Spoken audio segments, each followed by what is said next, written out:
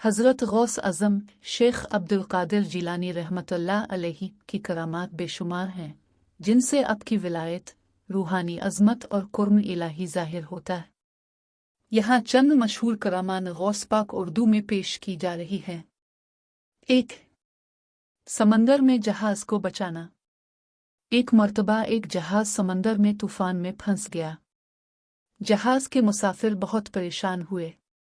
इनमें से एक शख्स ने गौस अज़म को याद किया और पुकारा, शेख अब्दुल कादिर जिलानी मदद।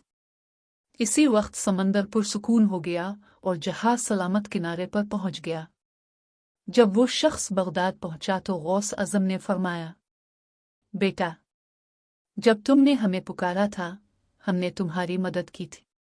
2. चोरों का तौबा करना। एक रात चंद चोर आपके घर चोरी के इरादे से आए। जैसे ही वो दीवार फांदने लगे, इनके हाथ दीवार से चिपक गए और वो हल ना सके।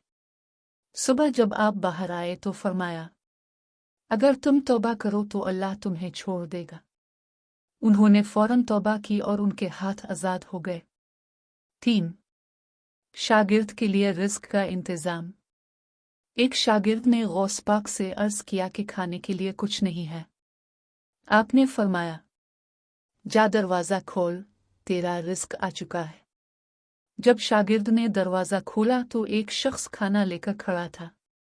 उसने कहा, मैं ख्वाब में देखा कि हुजूर गौस पाक ने हुक्म दिया कि फुला मुरीद को खाना पहुंचाओ। 4. मुरीद को नमाज में बचाना। एक मुरीद जंगल में नमाज पढ़ रहा था कि एक दरिंदा हमला करने आया।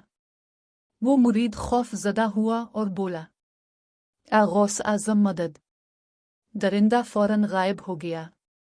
बाद में गौस पाक ने फरमाया, जब तुमने हमें याद किया तो हमने इस दरिंदे को रोक दिया। 5. मुर्दा को जिंदा करना।